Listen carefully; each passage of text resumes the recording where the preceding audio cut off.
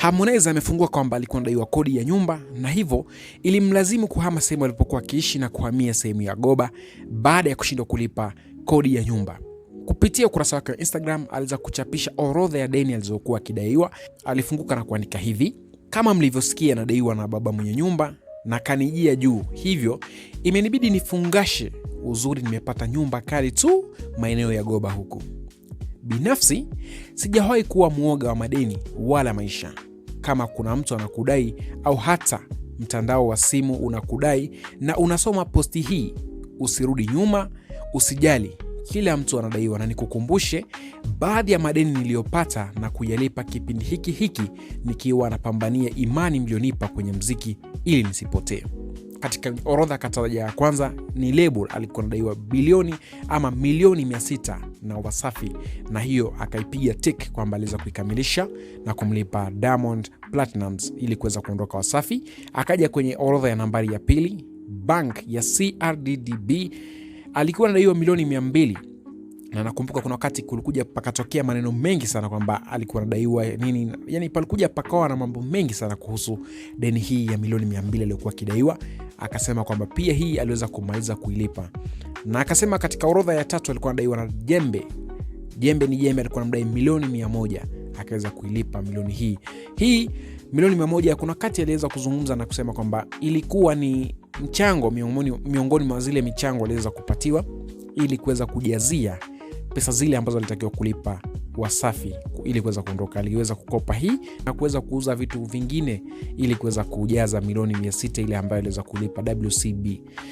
Katika namba ya 4 ambayo ya vitu ambavyo anadaiwa na ama ashawahi kudaiwa na kulipa ilikuwa ni katika Sara. Nakumbuka hii miezi miwili ambayo imepita, ndani ya miezi miwili ambayo imepita aliweza kulipa hii na kuonyesha kwamba mambo ni mazuri sasa kati yake na Sara.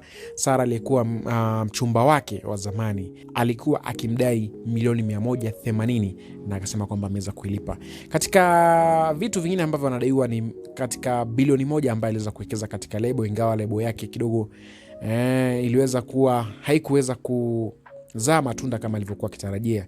Hapo anasema kwamba katika miaka 3 nimepata bure, nimepata zero na sina jasho la mtu, na hii imenifunza hakuna kitu cha bure na kutofautisha kati ya makubaliano na maridhiano. Sijawahi kuleta janja wala kutafuta kisingizio cha kudhulumu haki ya mtu. Hakuna laana inayonipata, upendo na huruma yenu imeniwezesha. Please keep going. Akaka kopa la moyo na akasema sio vizuri sana kujisifu mafanikio machoni pa watu, ndio maana huwa ananyamazaga hata lisemwe nini, ili wewe jua kwamba nimefanikiwa kimaisha mapema mno ukinifananisha na mimi wa zamani.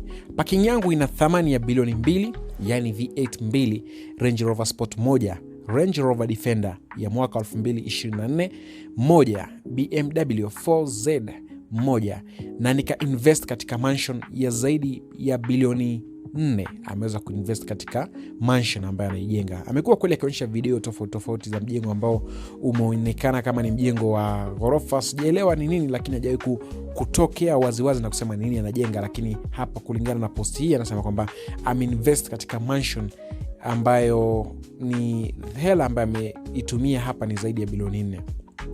Anasema katika mziki wake, katalogi ya mziki wake una thamani ya shilingi milioni 5, dola milioni 5, ambayo ni sawa na bilioni 13 za Kitanzania au shilingi milioni 650 za Kikenya.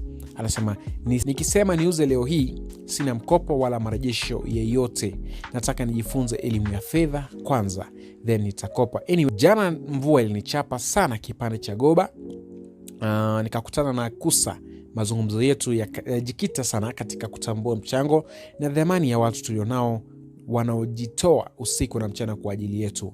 Nyakati hizi mambo ni mengi sana, hata ufanye nini unahitaji mtu sahihi. Pia ni rahisi sana, hasa kwa sisi vijana, kujisahau na kumchukulia poa uliye naye for some time. Imagine mama mtu kakubali tuhamie zetu Goba. Hapa anamaanisha Kajala. Anasema kwamba Kajala amemruhusu ama ameridhia wao kuhamia Goba. Hana noma. Share this to someone unayemuamini kwamba anaweza simama na wewe katika nyakati zote. Mwambie kama sio wewe nisingekuwa hapa. Hayo ni maneno ya Harmonize akijaribu kuonyesha mapambano ambayo amekuwa akipambana nayo katika maisha yake kisirisiri, ameamua leo kuweka wazi.